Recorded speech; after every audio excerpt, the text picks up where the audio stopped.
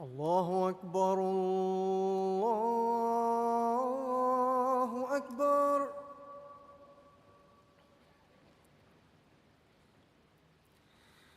الله أكبر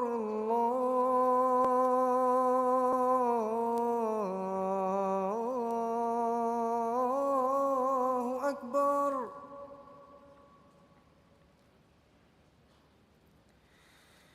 أشهد أن لا إله إلا الله.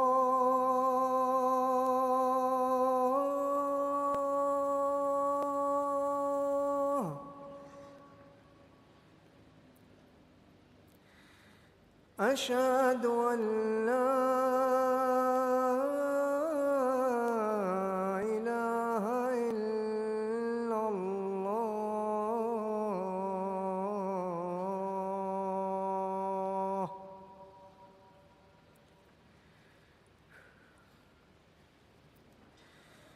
أشهد أن محمدًا رسول الله.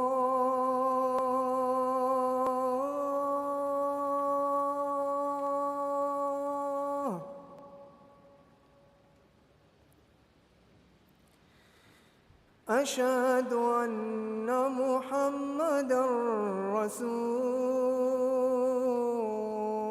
الله.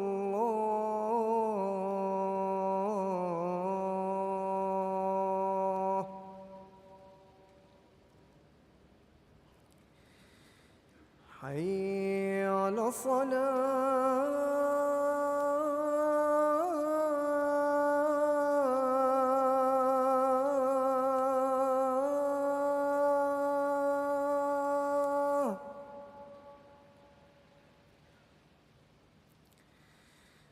حي على الصلاة.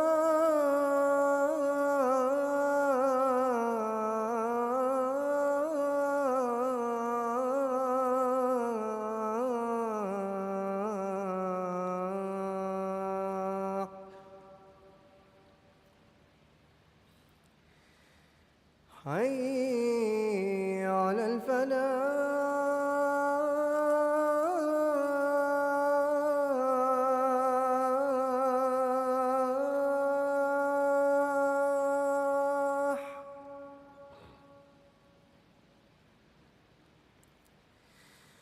حي على الفلاح.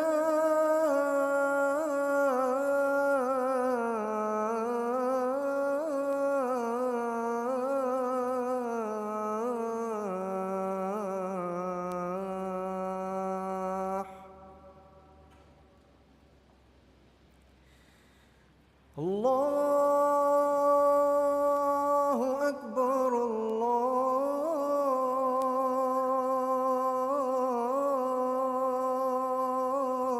الله أكبر. لا إله إلا الله.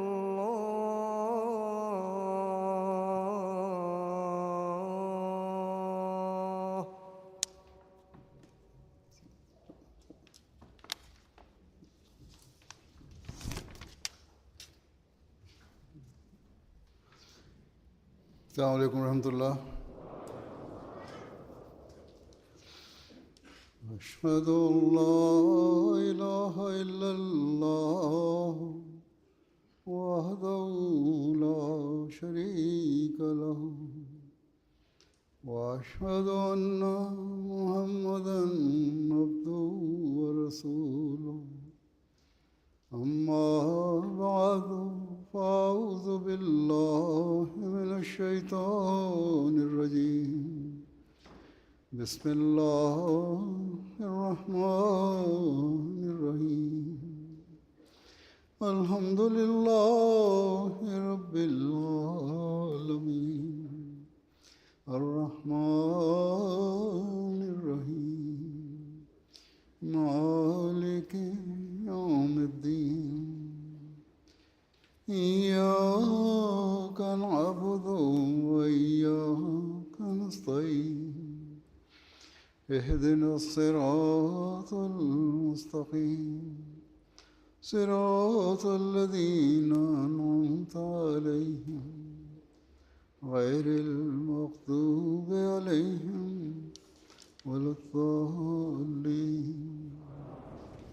അള്ളാഹുവിൻ്റെ അനുഗ്രഹത്താൽ ഇന്ന് UK ജൽസ സാലാന ആരംഭിക്കുകയാണ്. ഇവിടെ രാജ്യത്തിൻ്റെ കോണുകളിൽ നിന്നും അതുപോലെ ലോകത്തിൻ്റെ വിവിധ രാജ്യങ്ങളിൽ നിന്നും അതിഥികൾ ഇതിൽ പങ്കെടുക്കാനായി വന്നുകൊണ്ടിരിക്കുന്നുണ്ട്. പലരും വന്നു, ഇനിയും വരാനുണ്ട്. ഇവരെല്ലാവരും ഹദരത്ത് മസീമോദ് അലൈഹി ഇസ്ലാമിൻ്റെ ആണ് അതിഥികൾ. ഇവരെല്ലാവരും ഒരു പ്രത്യേക ദീനീ ലക്ഷ്യത്തിന് വേണ്ടിയാണ് ഇവിടെ സമ്മേളിച്ചിരിക്കുന്നത്, അതിനായാണ് വരുന്നത്. അതിനാൽ ഈ അതിഥികളുടെ അതിഥി സൽക്കാരത്തിനും പ്രത്യേക സ്ഥാനമുണ്ട്. അള്ളാഹുവിൻ്റെ അനുഗ്രഹത്താൽ ജൽസ സാലാന നടക്കുന്ന ലോകത്തെ ഏത് രാജ്യത്തായാലും അവിടെയുള്ള കുട്ടികളും യുവജനങ്ങളും സ്ത്രീ പുരുഷന്മാരും എല്ലാവരും തന്നെ തങ്ങൾ ജൽസയിൽ അതിഥികളുടെ സേവനം ചെയ്യേണ്ടതുണ്ട് എന്ന കാര്യത്തിൽ തികഞ്ഞ ബോധമുള്ളവരാണ്. അതിനായി എല്ലാവരും തങ്ങളെ വോളണ്ടിയർമാരായി, അതായത് സന്നദ്ധ സേവകരായി സ്വയം സമർപ്പിച്ചു വരുന്നവരാണ്. ഇന്ന് ലോകത്തുള്ളവരുടെ മുൻഗണനകൾ, പ്രയോറിറ്റീസൊക്കെ മാറിയിട്ടുണ്ടെങ്കിൽ കൂടിയും അതിൽ നിന്നുമൊക്കെ വ്യത്യസ്തമായി അഹമ്മദിയാക്കളായ ആത്മാർത്ഥരായ ജമാഅത്ത് അംഗങ്ങൾ ഹദ്രത്ത് മസീമൂദ് അലൈഹി ഇസ്ലാമിൻ്റെ അതിഥികളുടെ സേവനത്തിനായി സ്വയം സമർപ്പിക്കുന്നു. ഞാൻ പറഞ്ഞതുപോലെ ആബാല വൃദ്ധം ജനങ്ങൾ, അതുപോലെ വിവിധ ജോലികളിൽ ഏർപ്പെട്ട, ഭൗതിക ജോലികളിൽ ഏർപ്പെട്ട ആളുകൾ തങ്ങളുടെ ജോലികളിൽ നിന്നൊക്കെ ലീവ് എടുത്തുകൊണ്ട് സ്വയം സേവനത്തിനായി സമർപ്പിക്കുന്നു.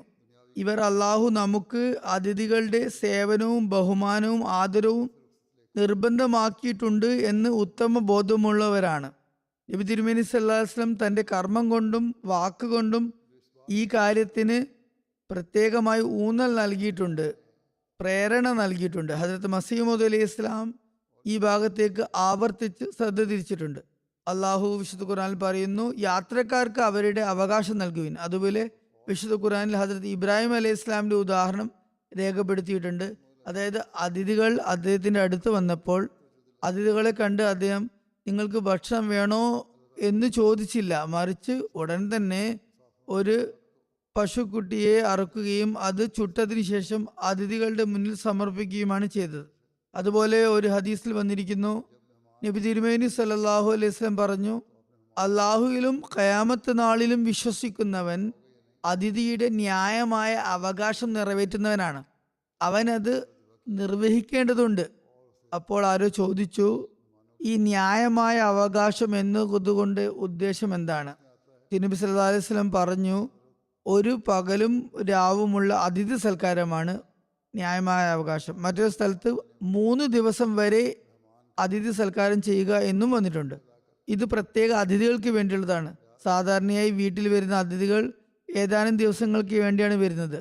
പൊതുവെ ആരെങ്കിലും അതിഥിയായി വന്നാൽ അതിഥി സൽക്കാരം ചെയ്യേണ്ടതുണ്ട്. ഇതാണ് മുസ്ലിങ്ങൾക്കുള്ള പൊതു കൽപ്പന. ഇന്നത്തെ കാലത്ത് ജലസയുടെ ദിവസങ്ങളിൽ വരുന്ന അതിഥികൾ ദൂര ദേശങ്ങളിൽ നിന്നും യാത്ര ചെയ്ത് വരുന്നവരാണ്. മറ്റ് രാജ്യങ്ങളിൽ നിന്നും വരുന്നവരുമുണ്ട്. ഇവർ 3 ദിവസത്തിൽ കൂടുതലും ഇവിടെ തങ്ങും. ജമാഅത്തിന്റെ സംവിധാനത്തിന് കീഴിൽ ഇവർ എത്ര ദിവസങ്ങൾ തങ്ങിയാലും 3-4 ആഴ്ചകൾ വരെ അല്ലെങ്കിൽ 2-3 ആഴ്ചകൾ വരെ ജമാഅത്ത് ഇവരെ സൽക്കരിക്കുന്നു. അതിനായി അള്ളാഹുവിൻ്റെ മഹത്തായ അനുഗ്രഹത്താൽ ജമാഅത്തിന്റെ പക്കൽ ഇവരെ അതിഥി സൽക്കാരം ചെയ്യുന്നതിനായി ഇത്രയും വലിയ സംഖ്യയിൽ പ്രവർത്തകർ ലഭ്യമാണ്. അവർ ശമ്പളം വാങ്ങുന്ന പ്രവർത്തകരല്ല, പെയ്ഡ് ആയിട്ടുള്ള സർവീസ് ചെയ്യുന്നവരല്ല. 3-4 ആഴ്ചകളോളം വോളണ്ടിയർമാരായിട്ട് സ്വയം സമർപ്പിതരായി വന്നവരാണ്. മാത്രമല്ല ഇവിടെ UK ഇപ്പോൾ അതിഥി സൽക്കാരത്തിന് ഉള്ള വലിയ വിപുലമായ സംവിധാനങ്ങൾ ഒരുങ്ങിയിട്ടുണ്ട്. വർഷം മുഴുവനും ഹദ്രത്ത് മസീഹ് ഇസ്ലാമിന്റെ ലങ്കർ പ്രവർത്തന സജ്ജമാണ്. ആ ലങ്കറിൽ സേവനത്തിനായി വരുന്നവരിൽ സ്വന്തം ബിസിനസ്സുകളുള്ള ഒരുപാട് പേരുണ്ട്. അതുപോലെ ചിലർക്ക് സ്വന്തം റെസ്റ്റോറൻറ്റുകളുണ്ട്, ചിലരുടേത് കാറ്ററിംഗ് ബിസിനസ്സുകളാണ്. അവരെല്ലാം തന്നെ വർഷം മുഴുവൻ അതിഥികളെ സേവിക്കുന്നതിനായി കുറച്ച് സമയം സമർപ്പിക്കുന്നു. ഈ പ്രത്യേകത ഇപ്പോൾ UK ജമാഅത്തിന് ലഭിക്കുന്നതിനുള്ള മുഖ്യ കാരണം എന്ന് പറയുന്നത് ഇവിടെ ഖിലാഫത്ത് ഉള്ളതാണ്. കാലത്തിന്റെ ഖലീഫയുടെ സാന്നിധ്യം കാരണത്താൽ ആളുകളുടെ ഇങ്ങോട്ടുള്ള വരവും വളരെ കൂടുതലാണ്. അക്കാരണത്താൽ അതിഥി സൽക്കാരവും അനിവാര്യമായി വരുന്നു. പൊതുവായ അതിഥി സൽക്കാരം ഇവിടെ തുടരുന്നുണ്ട്. അള്ളാഹുവിന്റെ അനുഗ്രഹത്താൽ ജമാഅത്ത് അംഗങ്ങൾ വളരെ ഭംഗിയായി അതിഥി സൽക്കാരം ചെയ്യുന്നുണ്ട്. അള്ളാഹു ഇവർക്ക് എല്ലാവർക്കും പ്രതിഫലം നൽകുമാറാകട്ടെ. ഞാൻ പറഞ്ഞതുപോലെ ജമാഅത്തിന്റെ പ്രവർത്തകർക്ക് പുറമെ ഔദ്യോഗികമായി വോളണ്ടിയർമാരായി പോലും ആളുകൾ വലിയ സേവനങ്ങൾ കാഴ്ചവെക്കുന്നുണ്ട്. ആകയാൽ ഞാൻ പറഞ്ഞതുപോലെ ഈ ജൽസയുടെ ദിവസങ്ങളിൽ നാം പ്രത്യേകം അതിഥികളുടെ കാര്യം ശ്രദ്ധിക്കേണ്ടതുണ്ട്. നബി തിരുമേനി സല്ലല്ലാഹു അലൈഹി വസല്ലം പറഞ്ഞതുപോലെ അതിഥിയെ പൂർണ്ണമായും ബഹുമാനിക്കണം, ആദരിക്കണം.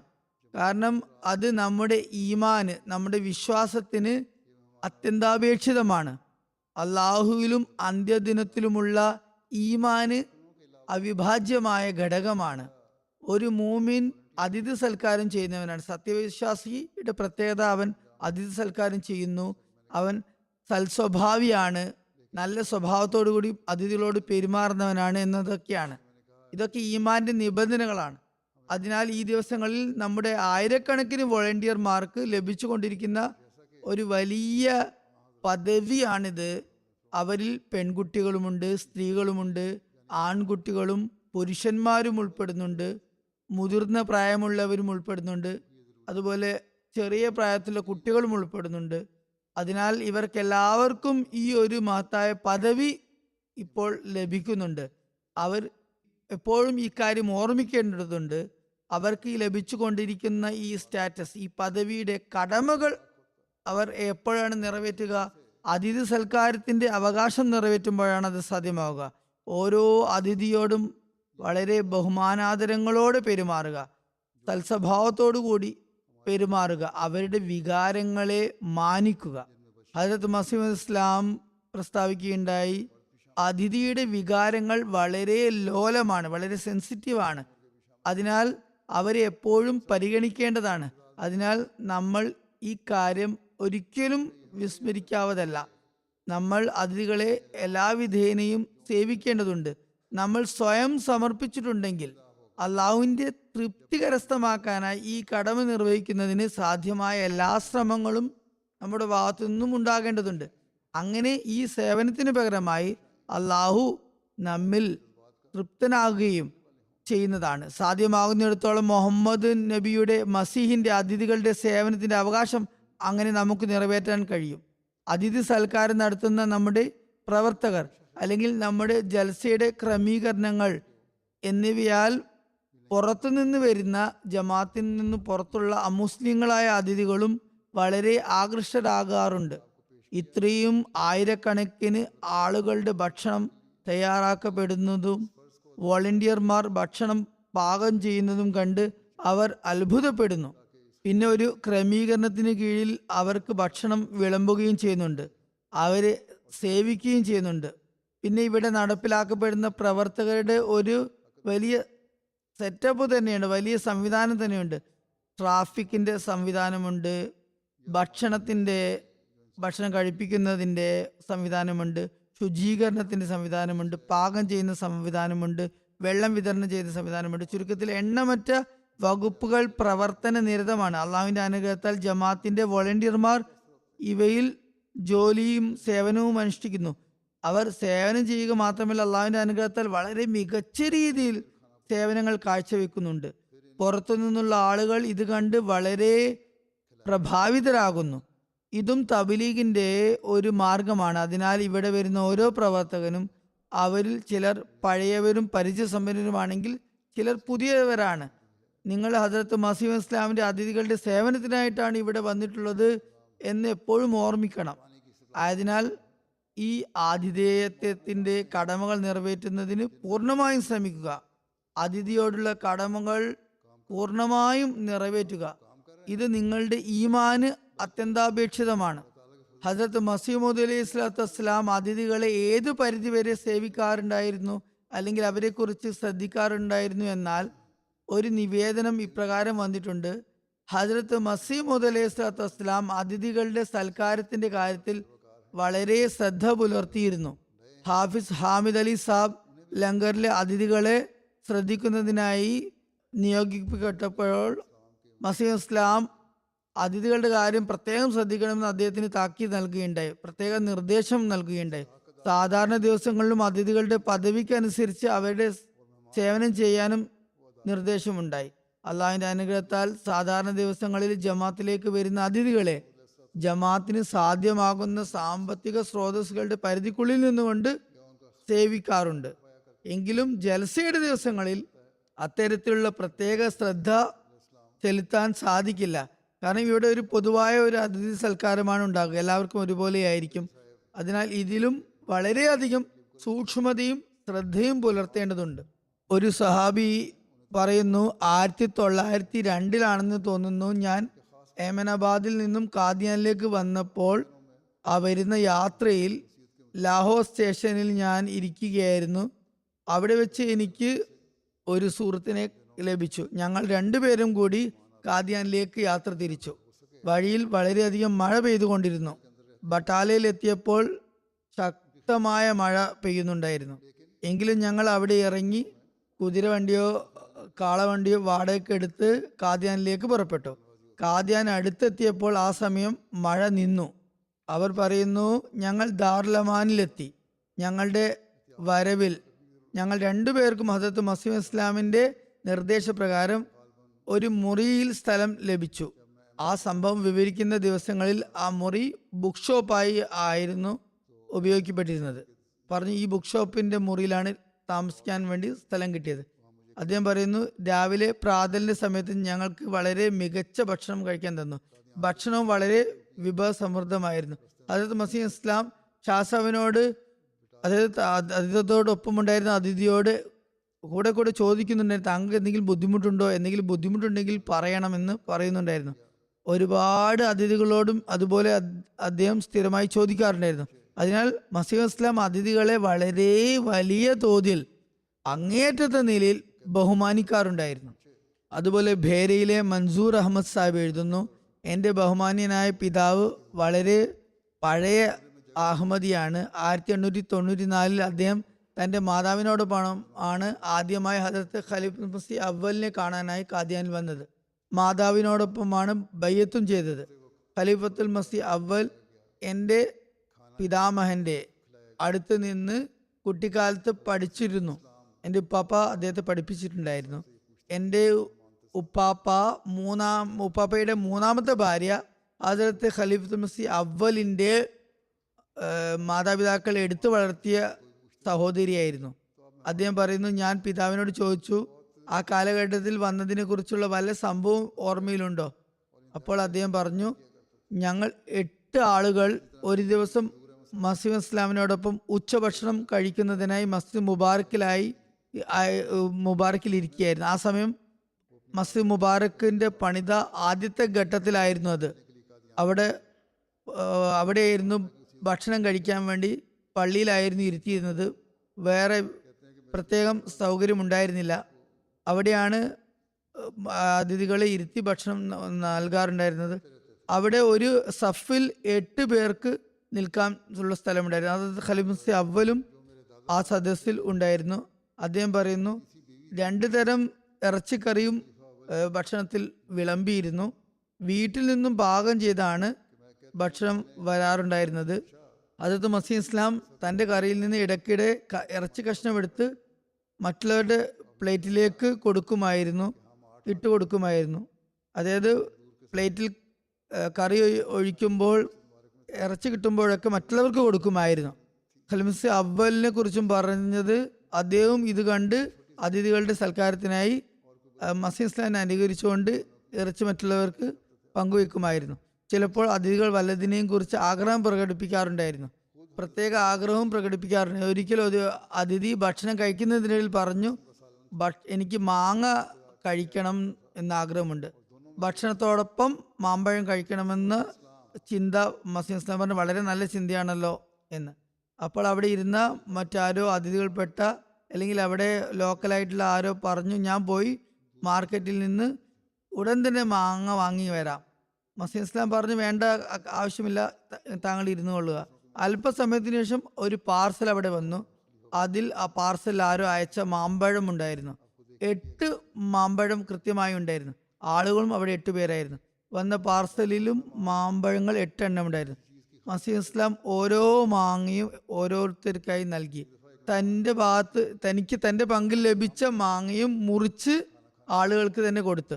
അങ്ങനെ അതിഥി സൽക്കാരം നല്ല നിലയിൽ നിർവഹിക്കുകയുണ്ടായി. അതുപോലെ മലയർകോട്ട്ലയിലെ ഹദരത്ത് ബദ്രുദ്ദീൻ സാഹിബ് പറയുന്നു, ഒരു ദിവസം ഈ ഉള്ളവൻ തന്റെ പിതാവിനോടൊപ്പം ബോർഡിങ്ങിലെ കിണറിൽ നിന്നും വെള്ളം കോരുകയായിരുന്നു. രാത്രി 9 മണിയായിരുന്നു. ഇശ നമസ്കാരവും കഴിഞ്ഞിരുന്നു. മസീഹ് ഇസ്ലാം തന്റെ കയ്യിൽ പാലും ഡബിൾ റൊട്ടിയും അടങ്ങിയ ഒരു പാത്രവുമായി കിണറ്റിൻകരയിലേക്ക് വന്നു. എന്നിട്ട് എൻ്റെ പിതാവിനോട് പറഞ്ഞു, ബാബാജി, ഏതെങ്കിലും അതിഥി പട്ടിണി കിടക്കുന്നുണ്ടോ? അപ്പോൾ പിതാവ് പറഞ്ഞു, ഹുസൂർ, മിയാ നജുമുദ്ദീൻ എല്ലാ സ്ഥലത്തും പോയി അന്വേഷിച്ച് വന്നതാണ്, എല്ലാവരും ഭക്ഷണം കഴിച്ചു കഴിഞ്ഞു. അപ്പോൾ മസീഹ് ഇസ്ലാം പറഞ്ഞു, ശരി, എന്നാൽ എന്നോടൊപ്പം വരൂ. അപ്പോൾ ഞങ്ങൾ പിതാവും മകനും മസീഹ് ഇസ്ലാമിനോടൊപ്പം ചെന്നു. അതിഥി മന്ദിരത്തിൽ ചെന്ന് അതിഥികളോട് അന്വേഷിച്ചപ്പോൾ ആരും ഭക്ഷണം കഴിക്കാതായിട്ട് ഉണ്ടായിരുന്നില്ല. എല്ലാവരും ഭക്ഷണം കഴിച്ചിട്ടുണ്ടായിരുന്നു. പിന്നെ ഞങ്ങൾ പറയുന്നു, അവിടെ ഷേർ മുഹമ്മദിന്റെ ഒരു കടയുണ്ടായിരുന്നു. ആ സമയം അത് തുറന്നിരുന്നു. അവിടെ എത്തിയപ്പോൾ അവിടെ ഒരു വ്യക്തി പറഞ്ഞു, ഹുസൂർ, എനിക്ക് പാലും ഡബിൾ റൊട്ടിയും കഴിക്കാൻ ആഗ്രഹമുണ്ട്. അപ്പോൾ ഹുസൂർ അലൈഹി ഇസ്ലാം ആ പാത്രം അയാൾക്ക് നൽകി. ഹദരത്ത് മസീഹ് ഇസ്ലാമിന്റെ കൈകളിലൂടെ അള്ളാഹു അയാൾക്ക് ഭക്ഷണം നൽകാൻ ഉദ്ദേശിച്ചിരുന്നു. അദ്ദേഹത്തിന് അതിന്റെ ആവശ്യവും ഉണ്ടായിരുന്നു. അതിഥികൾക്ക് ഭക്ഷണം നൽകാൻ പോകൂ എന്ന് അള്ളാഹു മസീഹ് ഇസ്ലാമിന്റെ മനസ്സിൽ ബോധോദയം ഉണ്ടാക്കി. അങ്ങനെ അദ്ദേഹം ആ അതിഥിയുടെ സേവനത്തിനായി അത് കൊണ്ടു ചെല്ലുകയും ചെയ്തു. അതുപോലെ ഇത്തരം നിരവധി സംഭവങ്ങൾ അദ്ദേഹത്തിന്റെ ജീവിതത്തിൽ നിന്നും ലഭിക്കുന്നുണ്ട്. സാധാരണ അവസ്ഥകളിലും അദ്ദേഹം അതിഥി സൽക്കാരം നല്ല നിലയിൽ നിർവഹിക്കാറുണ്ടായിരുന്നു. കാരണം അതിഥിയെ ആദരിക്കുന്നതിൻ്റെയും ബഹുമാനിക്കുന്നതിൻ്റെയും പരാമർശം ഖുറാനിലുണ്ട്. വിശന്നവന് ഭക്ഷണം നൽകുന്നതിനെ കുറിച്ചുള്ള പരാമർശമുണ്ട്. ആവശ്യമുള്ളവന്, അഗതിക്ക് ഭക്ഷണം നൽകുന്നതിന് പരാമർശമുണ്ട്. ഇതൊക്കെ അള്ളാഹുവിന്റെ കൽപ്പനകളിൽ പെട്ടതാണ്. അതുപോലെ ഹദരത്ത് ഡോക്ടർ ഹഷ്മത്തുള്ള സാഹിബ് തന്റെ ഒരു സംഭവം വിവരിക്കുന്നു. അദ്ദേഹം പറയുന്നു, ജൽസയുടെ അവസരത്തിൽ ഒരു രാത്രി ജമാഅത്തിന്റെ സെക്രട്ടറി എന്ന നിലയിൽ സദർ അഞ്ജുമൻ അഹമ്മദിയയുടെ യോഗത്തിലേക്ക് ഞാൻ പോകുകയായിരുന്നു. മഗ്രിബിന്റെ ഇഷയുടെയും ശേഷം ഉള്ള വിവിധ ഭാരവാഹികളുടെ മീറ്റിംഗ് നടന്നിരുന്നു. അദ്ദേഹം പറയുന്നു, മഗ്രിബ് നമസ്കാരത്തിനും ഇഷ നമസ്കാരത്തിനു ശേഷം മസ്ജിദ് മുബാറക്കിൽ മീറ്റിംഗ് നടക്കേണ്ടതായിരുന്നു. സമയം വളരെ കുറവായിരുന്നു. അതിനാൽ ഞാൻ പറഞ്ഞു, ഭക്ഷണം ഞാൻ വന്നിട്ട് കഴിച്ചോളാം. എന്നാൽ എനിക്ക് ആ സമയത്ത് നല്ല വിശപ്പുണ്ടായിരുന്നു. കാരണം രാവിലെ 8 മണിക്ക് ശേഷം ഞാൻ ഭക്ഷണം ഒന്നും കഴിച്ചിട്ടുണ്ടായിരുന്നില്ല. ഏതായാലും അദ്ദേഹം പറയുന്നു, ജമാഅത്തിന്റെ ഉത്തരവാദിത്തമായിരുന്നതിനാൽ ഞാൻ പറഞ്ഞു, ഇപ്പൊ സമയമില്ല, പിന്നീട് വന്നിട്ട് ഭക്ഷണം കഴിക്കാം. മീറ്റിംഗ് അവസാനിച്ചപ്പോൾ രാത്രി വളരെ വൈകി. ലങ്കർ ഖാനിൽ ഞാൻ എത്തിയപ്പോൾ ആ സമയം 11 മണിയായിരുന്നു. എനിക്ക് വളരെ ശക്തമായ വിശപ്പുണ്ടായിരുന്നു. അദ്ദേഹം പറയുന്നു, ഞാൻ ജമാഅത്തിലെ ആളുകളുടെ അടുത്ത് ചെന്ന് അവിടെ ഭക്ഷണത്തെക്കുറിച്ച് അന്വേഷിച്ചപ്പോൾ മനസ്സിലായി ഭക്ഷണം കഴിഞ്ഞിരിക്കുന്നു. അവിടെയുള്ള നമ്മുടെ ഒരു സുഹൃത്ത് പറയുന്നു, ആ സമയം ഭക്ഷണം തീർന്നു പോയിട്ടുണ്ട്. ഒരു സുഹൃത്ത് പോയി അവിടെയുള്ള തളിയിൽ നിന്നും ഒരു റൊട്ടി കഷ്ണം എടുത്തുകൊണ്ട് വന്നു. ലങ്കർഖാന അടച്ചു പൂട്ടിയിരിക്കുന്നു, ഈ കഷ്ണം കഴിച്ച് ഇത് കഴിച്ചു കൂടുക എന്ന് പറഞ്ഞു. അതിനാൽ അദ്ദേഹം പറഞ്ഞു, ഞാനും ആ കഷ്ണം ചവക്കാൻ തുടങ്ങി. ആ കഷ്ണം അവസാനിക്കുന്നതിന് മുമ്പ് മുറിയുടെ വാതിൽ ആരോ ശക്തമായി മുട്ടുന്നതായി കേട്ടു.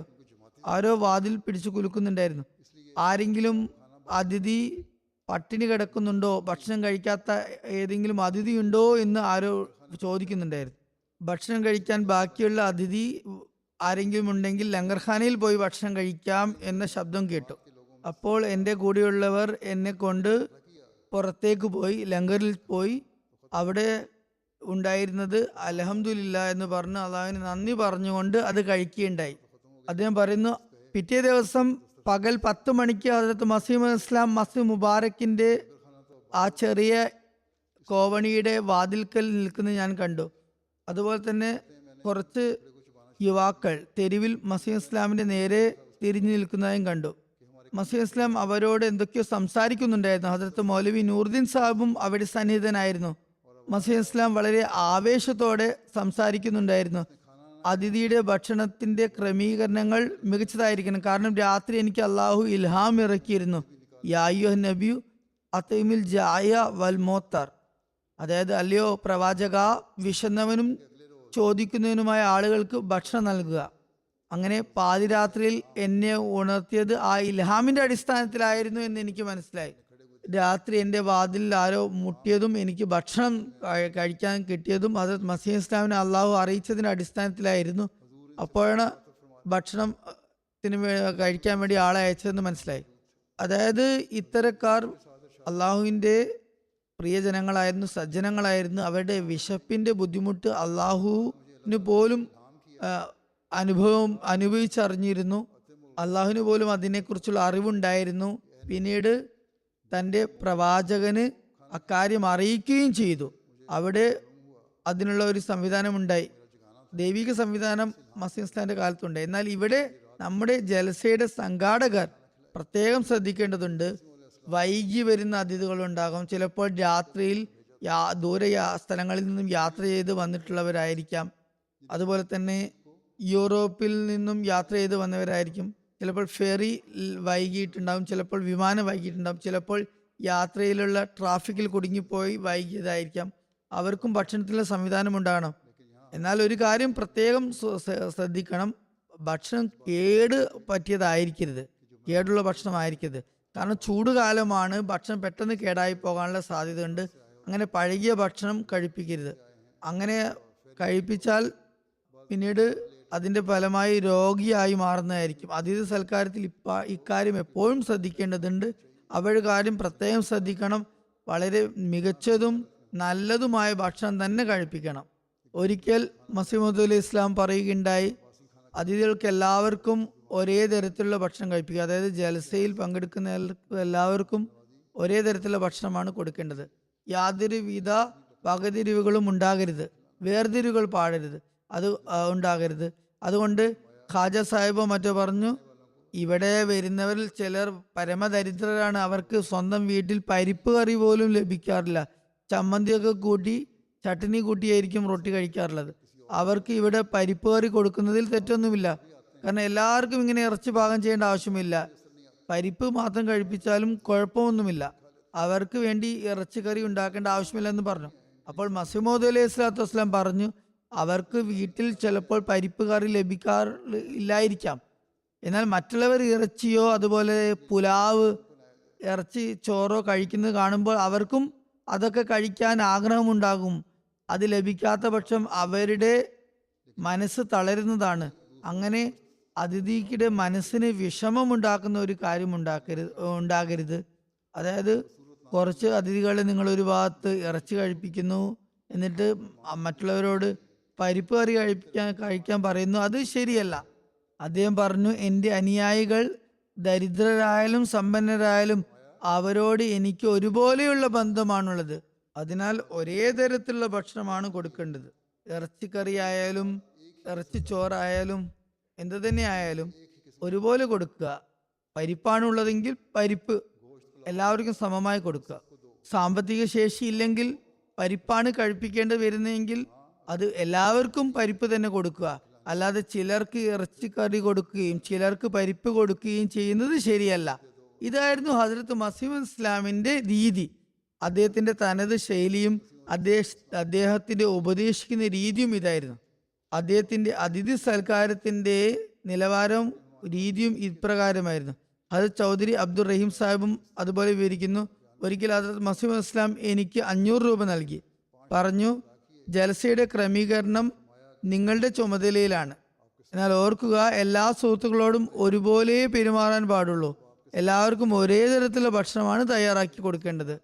സാധാരണ അവസ്ഥകളിൽ വ്യത്യസ്ത ഭക്ഷണങ്ങൾ പാകം ചെയ്യാറുണ്ട്. ആളുകളെ അനുസരിച്ച് സാധാരണ ദിവസങ്ങളിൽ ഭക്ഷണം കൊടുക്കാറുണ്ട്. എന്നാൽ ഞാൻ പറഞ്ഞതുപോലെ ഈ ദിവസങ്ങളിൽ ഒരേ ഭക്ഷണം മാത്രമേ പാകം ചെയ്യപ്പെടുകയുള്ളൂ എന്നാൽ അദ്ദേഹം പ്രത്യേകം പറഞ്ഞു. അപ്പോൾ ചില ആളുകൾ മറ്റൊരാളുടെ പേര് നിർദ്ദേശിച്ചു. ഹക്കീം ഫസലുദ്ദീൻ സാഹിബിനാണ് കൂടുതൽ ഈ കാര്യത്തിൽ പരിചയസമ്പന്നതയുള്ളത്. അദ്ദേഹത്തിന് ഈ ചുമതല ഏൽപ്പിക്കുക എന്ന് ചിലർ നിർദ്ദേശിച്ചു. കാരണം അദ്ദേഹത്തിന് കൂടുതൽ മികച്ച രീതിയിൽ ഇത് ചെയ്യാൻ പറ്റുമെന്ന് പറഞ്ഞു. അപ്പോൾ മസീഹ് ഇസ്ലാം മറുപടി ഒന്നും നൽകിയില്ല. ചൗധരി അബ്ദുറഹീം സാഹിബിനോട് തന്നെ പറഞ്ഞു ക്രമീകരണങ്ങൾ നടത്താൻ വേണ്ടി. അദ്ദേഹം പറയുന്ന ആ സമയത്ത് ഖാജ കമാലുദ്ദീൻ സാഹിബിന്റെ അടുക്കൽ വന്നു. എന്നിട്ട് പറഞ്ഞു, എനിക്കിപ്പോൾ ചോറുണ്ടാക്കി തരണം, കാരണം മസീഹ് ഇസ്ലാം ഭക്ഷണത്തിന്റെ സംവിധാനം താങ്കളെയാണ് ചുമതലപ്പെടുത്തിയിരിക്കുന്നത്. ഞാൻ അദ്ദേഹത്തോട് പറഞ്ഞു, എല്ലാവർക്കും ഒരേ തരത്തിലുള്ള ഭക്ഷണം തയ്യാറാക്കണം എന്നാണ് മസീഹ് ഇസ്ലാമിന്റെ കൽപ്പന. അതിനാൽ ചോറ് കഴിക്കാൻ ആഗ്രഹിക്കുന്നുണ്ടെങ്കിൽ പ്രത്യേകം അതിനുവേണ്ടി അനുവാദം വാങ്ങി വരേണ്ടി വരും. ഖാജ സാഹിബ് പറഞ്ഞു, ചോറിന് എന്ത് അനുവാദം വാങ്ങിക്കാനാണുള്ളത്? അപ്പോൾ ഞാൻ പറഞ്ഞു, എങ്കിൽ പിന്നെ മസീഹ് ഇസ്ലാമിന്റെ അനുവാദമില്ലാതെ ചോറിന്റെ ഒരു അന്നം പോലും എനിക്ക് നൽകാൻ കഴിയില്ല. അപ്പോൾ അദ്ദേഹം വളരെ കുപിതനായി പറയുന്നു, ഇവിടെയുള്ള കാലത്തോളം അദ്ദേഹം എന്നോട് ഇക്കാര്യത്തിൽ പിണക്കത്തിൽ തന്നെയായിരുന്നു. എന്തായാലും അതിഥികളും ഇക്കാര്യം ശ്രദ്ധിക്കേണ്ടതുണ്ട്. ലങ്കറിന്റെ ക്രമീകരണത്തിന് കീഴിൽ പാകം ചെയ്യപ്പെടുന്ന ഭക്ഷണം അത് എന്തായാലും കിട്ടുന്നത് എന്തായാലും വളരെ ക്ഷമയോടെ, വളരെ കൃതജ്ഞതയോടെ കഴിക്കേണ്ടതുണ്ട്.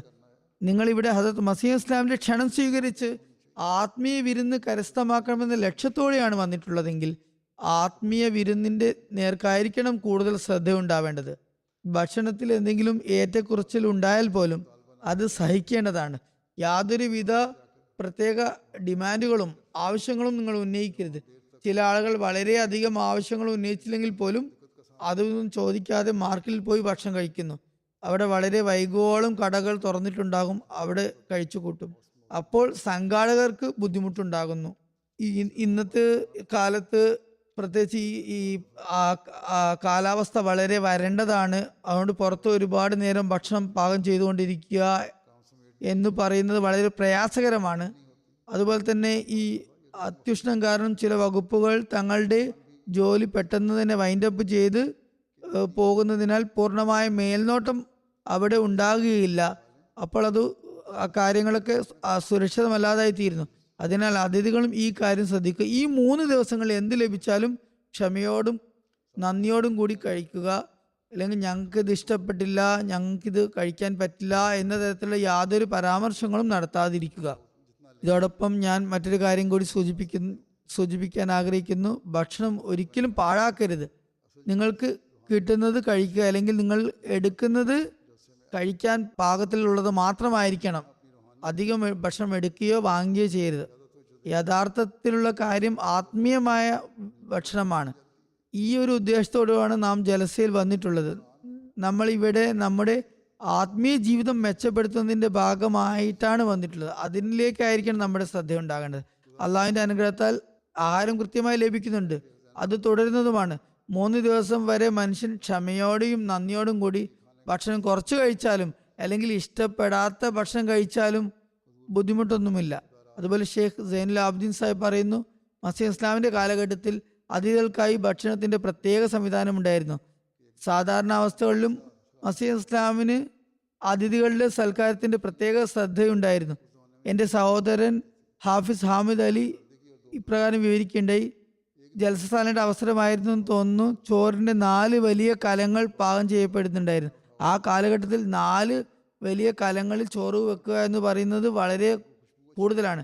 അതിൽ 2 മധുരച്ചോറായിരുന്നു, സർദിയായിരുന്നു, 2 പുലാവ്, അത് ഇറച്ചി ചോറായിരുന്നു. ഒരു ദിവസം മസീഹ് ഇസ്ലാം രാവിലെ തന്നെ ലങ്കർ ഖാനിൽ പോയി അവിടുത്തെ പാചകക്കാരനോട് പറഞ്ഞു, മൂടി മാറ്റൂ, ഞാനിന്ന് ചോറ് പരിശോധിക്കട്ടെ. അയാൾ മൂടിയെടുത്തു.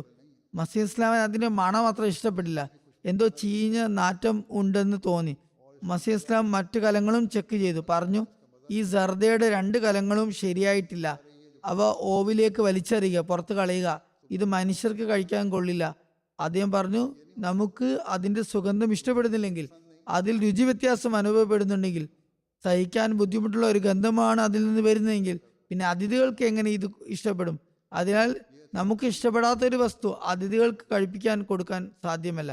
അതിനാൽ ഇത് പുറത്ത് ഡാബിലേക്ക് ഓവിലേക്ക് വലിച്ചെറിയുക, അത് നശിപ്പിക്കുക. അവിടെ അത് മൃഗങ്ങളും വല്ലതും വന്ന് തിന്നുകൊള്ളും. ഇതായിരുന്നു മസീഹ് ഇസ്ലാമിന്റെ സൂക്ഷ്മത. അതിനാൽ ഭക്ഷണം പാകം ചെയ്യുന്ന ഡ്യൂട്ടിയുള്ള പ്രവർത്തകരും ഈ കാര്യത്തിൽ സൂക്ഷ്മത പാലിക്കേണ്ടതുണ്ട്. പ്രത്യേകിച്ച് ഈ ദിവസങ്ങളിൽ വളരെ ചൂടുള്ള കാലാവസ്ഥയാണ്, ഉഷ്ണമാണ്. ഞാൻ പറഞ്ഞ പോലെ ഭക്ഷണത്തിന്റെ ക്രമീകരണം ഈ നിലയുള്ളതായിരിക്കണം. ഭക്ഷണം ശരിയായി സൂക്ഷിക്കുകയും ദീർഘനേരം കിടക്കാതിരിക്കുകയും, പ്രത്യേകിച്ച് പരിപ്പ് പോലെയുള്ളവ പെട്ടെന്ന് അഴിഞ്ഞു പോകുന്നതാണ്. അത് ദീർഘനേരം വെച്ചുകൊണ്ട് അതിഥികൾക്ക് കഴിപ്പിക്കരുത്. അക്കാര്യം ശ്രദ്ധിക്കുക. ഭക്ഷണം നന്നായി പരിശോധിച്ചതിന് ശേഷം മാത്രം വിതരണം ചെയ്യുക. അതുപോലെ മറ്റു വകുപ്പുകളുണ്ട്. അവിടെയും ഓരോ വകുപ്പിലെയും പ്രവർത്തകർ അതിഥികളുടെ സൗകര്യത്തിനായി സാധ്യമാകുന്നതെല്ലാം ചെയ്യാൻ ശ്രമിക്കണം. ശുചിമുറികളുടെ ശുചീകരണ വിഭാഗമാകട്ടെ, ട്രാഫിക് വകുപ്പാകട്ടെ, പാർക്കിങ്ങിന്റെ സംവിധാനമാകട്ടെ, സുരക്ഷാ സംവിധാനമാകട്ടെ, അതൊക്കെ തന്നെ വളരെ സൂക്ഷ്മത ഉണ്ടാകണം, സെക്യൂരിറ്റി ഉണ്ടാകണം ആളുകളോട്. എന്നാൽ അതേസമയം സൂക്ഷ്മതയോടും ബഹുമാനത്തോടും കൂടി ആളുകളോട് പെരുമാറണം. അതിഥികൾക്ക് യാതൊരു ബുദ്ധിമുട്ടും ഉണ്ടാകരുത്. തങ്ങളോട് പരുഷമായി ഇവർ സംസാരിച്ചു എന്ന് തോന്നുന്ന തെറ്റായ രീതിയിലുള്ള പെരുമാറ്റം സെക്യൂരിറ്റി ഡ്യൂട്ടിക്കാരും ചെയ്യരുത്. അതിനാൽ നമ്മൾ ഈ കാര്യങ്ങൾ പ്രത്യേകമായി ശ്രദ്ധിക്കേണ്ടതുണ്ട്. ഇവിടെ ജൽസഗാഹിനുള്ളിൽ പോലും നിശബ്ദത പാലിക്കാനുള്ള ഏർപ്പാടുണ്ട്, ഡിസിപ്ലിനുള്ള ഏർപ്പാടുണ്ട്. അച്ചടക്കം നിലനിർത്തുന്നതിനായി സൂക്ഷ്മതയോട് പ്രവർത്തിക്കുക. പ്രത്യേകിച്ച് സ്ത്രീകളുടെ ഭാഗത്തിൽ കൂടുതൽ ശ്രദ്ധ ചെലുത്തുക. അതുപോലെ ഇവിടെ ഒത്തുകൂടിയിരിക്കുന്ന അതിഥികളോടും എനിക്ക് പ്രത്യേകം പറയാനുള്ളത്, യാത്രാ ക്ലേശങ്ങൾ സഹിച്ച് ഇവിടെ നമ്മൾ ഒത്തുകൂടുമ്പോൾ അതിനൊരു പ്രത്യേക ലക്ഷ്യമുണ്ടെന്ന് നാം ചിന്തിക്കേണ്ടതുണ്ട്. തീർച്ചയായും ഇന്നത്തെ കാലത്തെ യാത്ര ബുദ്ധിമുട്ടുകളും പ്രയാസങ്ങളും വെച്ച് നോക്കുമ്പോൾ പണ്ടത്തെ കാലത്തെ പോലെ അത്ര അധികമില്ല. എങ്കിലും യാത്ര എന്നത് യാത്ര തന്നെയാണ്. ഇവിടെ വന്നിട്ടുള്ള ആളുകൾ ഹദ്റത്ത് മസീഹ് ഇസ്ലാമിന്റെ ആഗ്രഹങ്ങളെ മുൻനിർത്തിക്കൊണ്ട് ജലസയുടെ ലക്ഷ്യം പൂർത്തീകരിക്കാനാണ് ഇവിടെ വന്നിട്ടുള്ളത് എന്ന കാര്യം എപ്പോഴും അവരുടെ ഓർമ്മയിലുണ്ടാകണം. ജലസയുടെ ഈ 3 ദിവസങ്ങളിൽ പങ്കെടുക്കുമ്പോൾ നമ്മൾ ജലസയുടെ പരിപാടികൾ കൃത്യമായി കേൾക്കണം എന്ന കാര്യം മനസ്സിലുണ്ടായിരിക്കണം. ഈ 3 ദിവസങ്ങൾ അങ്ങും ഇങ്ങും നടന്ന് അല്ലെങ്കിൽ അവിടെ ഇവിടെ ഇരുന്ന് വർത്തമാനം പറഞ്ഞ് കറങ്ങി നടന്ന് കളയാനുള്ളതല്ല. മറിച്ച് ജലസയുടെ പരിപാടി തുടങ്ങുമ്പോൾ ഉടൻ തന്നെ ജലസയുടെ പന്തലിനുള്ളിലേക്ക് പ്രവേശിക്കുക. സ്ത്രീകൾ അവരുടെ ഭാഗത്തേക്ക്, പുരുഷന്മാർ അവരുടെ ഭാഗത്ത്, കുട്ടികളുടെ പ്രത്യേക ഭാഗമുണ്ടെങ്കിൽ അവിടെ, അല്ലെങ്കിൽ പ്രത്യേകം ആളുകൾക്കുള്ള പ്രത്യേക ക്രമീകരണം എവിടെയാണോ ഉള്ളത് അവിടെ അവർ എത്തേണ്ടതുണ്ട്, അവിടെ സന്നിഹിതരാകേണ്ടതുണ്ട്. അവിടെ ഇരുന്നു കൊണ്ട് വളരെ അച്ചടക്കത്തോടെ ജൽസ പൂർണ്ണമായും ശ്രവിക്കണം. അതുപോലെ കുട്ടികളോടൊപ്പം ഇരിക്കുന്നതിനായി സ്ത്രീകൾക്ക് പ്രത്യേകമായി നിശ്ചയിക്കപ്പെട്ടുള്ള സ്ഥലമുണ്ട്. ആ സ്ഥലങ്ങളിൽ തന്നെ സ്ത്രീകൾ കുട്ടികളുമായി ചെല്ലുകയും വളരെ നിശബ്ദരായി ഇരുന്നുകൊണ്ട് ജലസ കേൾക്കുകയും ചെയ്യണം. കുട്ടികളോടൊപ്പം ഇരിക്കുക എന്നതിൻ്റെ അർത്ഥം സ്ത്രീകൾക്ക് പരസ്പരം സംസാരിച്ചു കൊണ്ടിരിക്കാനുള്ള അനുവാദമുണ്ട് എന്നല്ല. കുട്ടികളെ മിണ്ടാതിരിപ്പിക്കാൻ വേണ്ടി അല്ലെങ്കിൽ അവരെ കൺവിൻസ് ചെയ്യാൻ വേണ്ടി എന്തെങ്കിലും പറയേണ്ടി വന്നാൽ പറയുക. ചെറിയ കുട്ടി കരഞ്ഞ് നിലവിളിച്ചാൽ മിണ്ടാതിരിപ്പിക്കാൻ എന്താണ് ചെയ്യേണ്ടത്, ആ മാർഗങ്ങളൊക്കെ സ്വീകരിക്കുക. എന്നാൽ മാതാക്കൾ പരസ്പരം സംസാരിച്ചു തുടങ്ങിയാൽ ആകെ കൂടി ബഹളമുണ്ടാകും. അതൊരിക്കലും ഉണ്ടാകരുത്. കാരണം അത് അവിടെ ഇരിക്കുന്ന മറ്റാളുകൾക്ക് ബുദ്ധിമുട്ടുണ്ടാകും. കുട്ടികൾ കുറച്ചേ ബഹളം വെക്കാറുള്ളൂ, സ്ത്രീകളാണ് കൂടുതൽ സംസാരിക്കുന്നത് എന്ന നിരവധി പരാതികൾ വരാറുണ്ട്. തങ്ങൾ കുട്ടികളുടെ പന്തലിലാണുള്ളത്, അതുകൊണ്ട് ഞങ്ങൾക്ക് സംസാരിക്കുന്നതിൽ ബുദ്ധിമുട്ടൊന്നുമില്ല, അതിന് അനുവാദമുണ്ടെന്ന് അവർ കരുതുന്നു. എന്നാൽ ഇത് അനുവദനീയമല്ല. കുട്ടികളില്ലാത്ത മറ്റാളുകൾക്ക് സുഗമമായി ജലസ കേൾക്കാനും കുട്ടികളുടെ മാതാക്കൾക്കും സുഖമായി ഇരുന്ന് കേൾക്കാനും വേണ്ടിയാണ് ഇത്തരം ക്രമീകരണങ്ങളും സജ്ജീകരണങ്ങളും ഉള്ളത്. അതിനാൽ സാധ്യമാകുന്നിടത്തോളം പരമാവധി സംസാരം കുറക്കാൻ ശ്രമിക്കേണ്ടത്. അതുപോലെ ജലസയുടെ പരിപാടിക്കിടെ മാർക്കറ്റുകൾ ഒക്കെ ആ സമയത്ത് അടച്ചിട്ടുണ്ടാകും. എങ്കിലും സാധാരണ സമയത്ത്, മറ്റു സമയത്ത് മാർക്കറ്റ് തുറന്നിരിക്കുന്ന സമയത്ത് അവിടെയും അതിഥികൾ പോകുമ്പോൾ അച്ചടക്കം പാലിക്കാനും വളരെയധികം സൂക്ഷിച്ച് പെരുമാറാനും ശ്രദ്ധിക്കണം. അവിടെ അന്തരീക്ഷം വഷളാകുന്ന തരത്തിലുള്ള യാതൊരു കാര്യങ്ങളും നിങ്ങളുടെ ഭാഗത്തു നിന്നും ഉണ്ടാകരുത്. വളരെ ക്ഷമയോടെ, വളരെ ധൈര്യത്തോടെ, സഹനത്തോടെ തങ്ങളുടെ സാധനങ്ങൾ വാങ്ങാനുള്ള ക്രമീകരണം ഉണ്ടാകണം. ചിലപ്പോൾ വളരെയധികം തിരക്ക് അനുഭവപ്പെടാറുണ്ട്. ഒരു കടയായിരിക്കും ഉണ്ടാകുക, ഒരു സ്റ്റാളായിരിക്കും, അതിലെല്ലാവരും ഉണ്ടാകും. അതുകൊണ്ട് അവിടെ താമസം നേരിടാം. എങ്കിലും അത്തരം അവസ്ഥകളിലും ക്ഷമയോടും വളരെ ധൈര്യത്തോടും സഹിഷ്ണുതയോടും കൂടി പ്രവർത്തിക്കേണ്ടതാണ്. അപ്പോഴാണ് നിങ്ങൾ ജലസയുടെ ലക്ഷ്യം പൂർത്തീകരിക്കുന്നവരായി മാറുന്നത്. ഹദ്റത്ത് മസീഹ് ഇസ്ലാം അഹമ്മദികളെ കുറിച്ചുള്ള എന്ത് പ്രതീക്ഷയാണ് വെച്ച് പുലർത്തിയിരിക്കുന്നത് എന്നതിനെ കുറിച്ച് മസീഹ് ഇസ്ലാം ഇപ്രകാരം പ്രസ്താവിക്കുന്നു: തഖ്വ അഥവാ ദൈവഭക്തി സൂക്ഷ്മത പാലിക്കുന്നവരും നന്മകൾ പ്രവർത്തിക്കുന്നവരുമായി തീരുക. കാരണം തഖ്വ കൂടാതെ അള്ളാഹു ഒരിക്കലും തൃപ്തനാകുന്നതല്ല. അതിനാൽ ഇവിടെ വന്നിട്ടുള്ള നിങ്ങൾ ഈ ലക്ഷ്യം കൈവരിക്കുക എന്നതാണ് നിങ്ങളുടെ യഥാർത്ഥ ലക്ഷ്യമായിരിക്കേണ്ടത്. തക്കുവ കൈക്കൊള്ളുക. അതിനായി നിശബ്ദരായിരുന്നു കൊണ്ട് ജലസ കേൾക്കുക. സ്ത്രീ പുരുഷന്മാർ എല്ലാവരും ഇത് ചെയ്യണം. ഈ ലക്ഷ്യം കൈവരിക്കുമ്പോഴാണ് ജലസയിൽ പറയപ്പെടുന്ന കാര്യങ്ങളിൽ നിന്നും, ഇവിടെ ഉള്ള പ്രഭാഷണങ്ങളിൽ നിന്നും മറ്റു കാര്യങ്ങളിൽ നിന്നും എന്ത് ലക്ഷ്യത്തിന് വേണ്ടിയാണോ ജലസ സംഘടിപ്പിക്കപ്പെടുന്നത് അതിൽ നിന്നും നിങ്ങൾക്ക് പ്രയോജനം നേടാൻ കഴിയുകയുള്ളൂ. ഇതിനായി ഇവിടെ വന്നിട്ടുള്ള ഓരോരുത്തരും പരസ്പരം സ്നേഹത്തോടും പരസ്പരം ശ്രദ്ധയോടും കാണുക, കൂടിക്കാഴ്ച നടത്തുക, എല്ലാവരും അപ്പുറപ്പുറം സലാം പറയുക. സലാം എന്ന സമ്പ്രദായത്തിന് പ്രചാരം നൽകുക. ജൽസയിൽ എല്ലാ ഭാഗത്തും അസ്സലാമു അലൈക്കും എന്ന ശബ്ദത്താൽ അന്തരീക്ഷം മുഖരിതമായിരിക്കണം. ജൽസയുടെ പരിപാടികൾ അവസാനിച്ച ശേഷവും പരസ്പരം കാണുമ്പോൾ സ്നേഹത്തോടു കൂടി കാണുക. മുമ്പ് എന്തെങ്കിലും പിണക്കങ്ങളുണ്ടായി അതൊക്കെ ദൂരീകരിക്കുക.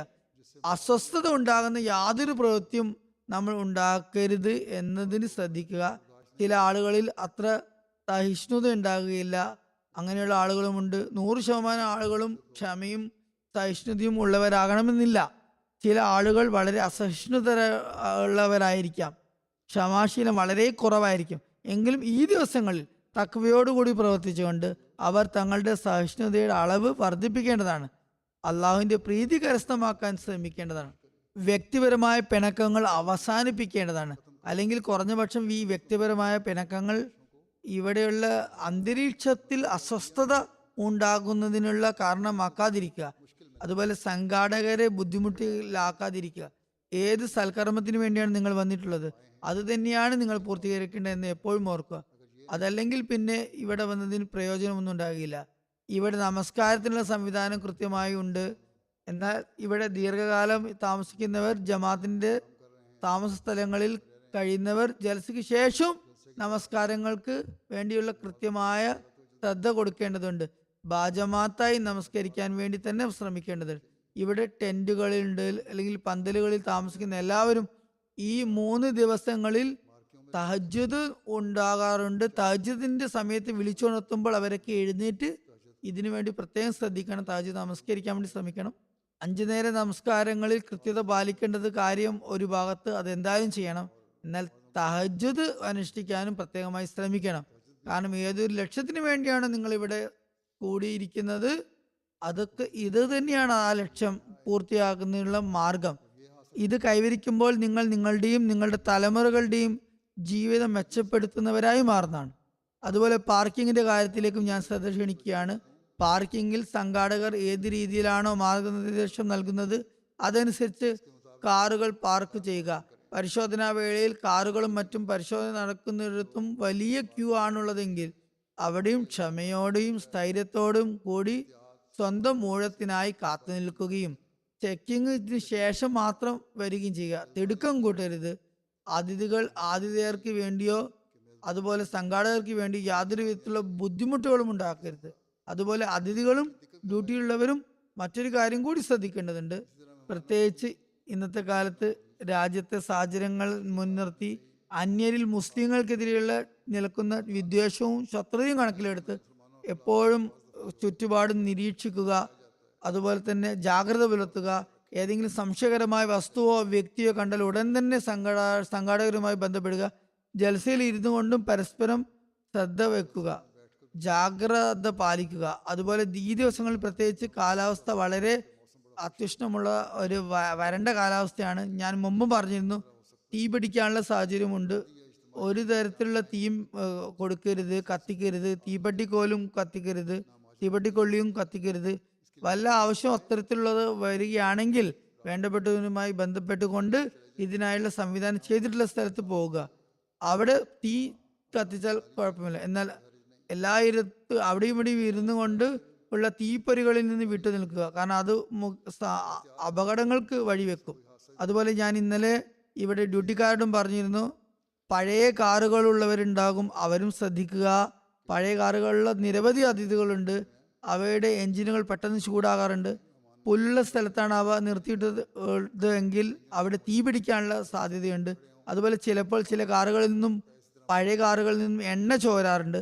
അതിനാൽ അവരും ശ്രദ്ധിക്കേണ്ടതുണ്ട്. പാർക്ക് ചെയ്യുന്ന സമയത്ത് എൻ്റെ കാറിന് ഇന്ന പ്രശ്നങ്ങളുണ്ട്, അതിനാൽ സുരക്ഷിതമായ സ്ഥലത്ത് പാർക്ക് ചെയ്യുക എന്ന് അഡ്മിനിസ്ട്രേഷനോട് പറയണം. അതുപോലെ തന്നെ ഹൈജീനിക്കിന്റെ കാര്യവും ശുചിത്വത്തിന്റെ കാര്യത്തിലും ശ്രദ്ധ ചെലുത്തുക. ടോയ്ലറ്റുകളുടെയും മറ്റും ശുചീകരണം ഉറപ്പാക്കാൻ അഡ്മിനിസ്ട്രേഷൻ പൂർണ്ണമായും ശ്രമിക്കുന്നുണ്ട്. എന്നാൽ ശുചിമുറികൾ ഉപയോഗിക്കുമ്പോൾ നിങ്ങളും അത് വൃത്തിയാക്കിയതിനു ശേഷം മാത്രം പുറത്തു വരിക. അല്ലാതെ വെള്ളം തറയിലൂടെ ഒഴുകി പരക്കുന്ന ഒരു അവസ്ഥ, അല്ലെങ്കിൽ അവിടെ ഇവിടെ അലങ്കോലമായി കിടക്കുന്ന അവസ്ഥ ഉണ്ടാകരുത്. ഹദീസ് അനുസരിച്ച് ശുചിത്വത്തിന് പ്രത്യേക ശ്രദ്ധ നൽകണമെന്ന് കാര്യം അതിഥികളും ശ്രദ്ധിക്കേണ്ടതാണ്. കാരണം ഈമാന്റെ ഭാഗമാണ് ശുചിത്വം. നാം ഇവിടെ വന്നിരിക്കുന്നത് തന്നെ ഈമാൻ വർദ്ധിപ്പിക്കാനാണല്ലോ. അതിനാൽ ശുചിത്വത്തിന്റെ ഭാഗത്തെയും ഒരിക്കലും അവഗണിക്കാൻ പാടില്ല. ഈ ദിവസങ്ങളിൽ ഓരോരുത്തരും സ്വയം തന്നെ ഒരു പ്രവർത്തകനായി കണക്കാക്കുകയും അന്തരീക്ഷം ശുചിത്വമുള്ളതായി തീരാൻ വേണ്ടി ശ്രമിക്കുകയും ചെയ്യുക. നിങ്ങളുടെ ഈമാന്റെ നിലവാരം ഉയർത്തുന്നതിന് നേരത്തേക്ക് പ്രത്യേക ശ്രദ്ധ സെലുത്തുക. പ്രത്യേകിച്ച് സിക്റിയിലായി ദൈവസ്മരണക്ക് കൂടുതൽ ഊന്നൽ നൽകുക. ഒഴിവ് സമയങ്ങളിൽ എവിടെയാണ് ഇരിക്കുന്നത് അവിടെ സലാത്ത് ചൊല്ലിക്കൊണ്ടിരിക്കുക, ദുആ ചൊല്ലിക്കൊണ്ടിരിക്കുക, ഇസ്തിഗ്ഫാർ ചൊല്ലിക്കൊണ്ടിരിക്കുക. അനർത്ഥമായ വ്യർത്ഥമായ വർത്തമാനങ്ങളിലും സംസാരങ്ങളിലും ഏർപ്പെടുന്നതിന് പകരം ദൈവസ്മരണയിലോ ദീനി ചർച്ചകളിലോ ഏർപ്പെടുക. അതുപോലെ ഈ ദിവസങ്ങളിൽ ചില എക്സിബിഷനുകളുമുണ്ട്. അവ കാണുന്നതിന് നിങ്ങൾ പോവുക. വളരെ താല്പര്യത്തോടും ശ്രദ്ധയോടും കൂടി അവ കാണുക. ഇത് നിങ്ങൾക്ക് വളരെ ഫലപ്രദമായിരിക്കും. വൈജ്ഞാനികമായ പ്രയോജനങ്ങൾ നൽകും. ദീനിപരമായ നിലയിൽ പ്രയോജനപ്രദമാണ്. അതിനാൽ ഈ കാര്യങ്ങൾ ഉണ്ടാകുകയാണെങ്കിൽ ഇൻഷാ അല്ലാഹ് നിങ്ങൾ ജൽസയിൽ നിന്നും പൂർണ്ണമായും പ്രയോജനം ഉൾക്കൊള്ളുന്നവരായി മാറും. അള്ളാഹു നിങ്ങൾ എല്ലാവരെയും ഈ ജൽസയിൽ എല്ലാവിധേനയും ദീനിപരമായും ആത്മീയപരമായ നിലയിലും പ്രയോജനം നേടുന്നവരാക്കി തീർക്കുമാറാകട്ടെ. വൈജ്ഞാനികമായ നിലയിൽ നിങ്ങൾക്ക് പ്രയോജനം ഉണ്ടാകട്ടെ. ജൽസയുടെ ബറക്കത്തുകൾ എപ്പോഴും നിങ്ങളുടെ ജീവിതത്തിൻ്റെയും അതുപോലെ വരും തലമുറകളുടെ ജീവിതത്തിൻ്റെയും സ്ഥിരം ഭാഗമായി മാറട്ടെ. നിങ്ങൾ ഹദരത്ത് മസീഹ് ഇസ്ലാമിൻ്റെ ആഗമന ലക്ഷ്യം പൂർത്തീകരിക്കുന്നവരുമായി തീരട്ടെ. ഇൻഷാ അല്ലാഹ് ഇന്ന് വൈകിട്ട് ജൽസയുടെ ഔദ്യോഗിക ഉദ്ഘാടനം ഉണ്ടായിരിക്കുന്നതാണ്. ആ പ്രഭാഷണവും അതുപോലെ മറ്റു പ്രഭാഷകരുടെ എല്ലാ പ്രഭാഷണങ്ങളും നിങ്ങൾ വളരെ സശ്രദ്ധം ശ്രവിക്കുകയും അതനുസരിച്ച് പ്രവർത്തിക്കാൻ ശ്രമിക്കുകയും ചെയ്യുക. അള്ളാഹു എല്ലാവർക്കും അതിനുള്ള തൗഫീക്ക് നൽകുമാറാകട്ടെ.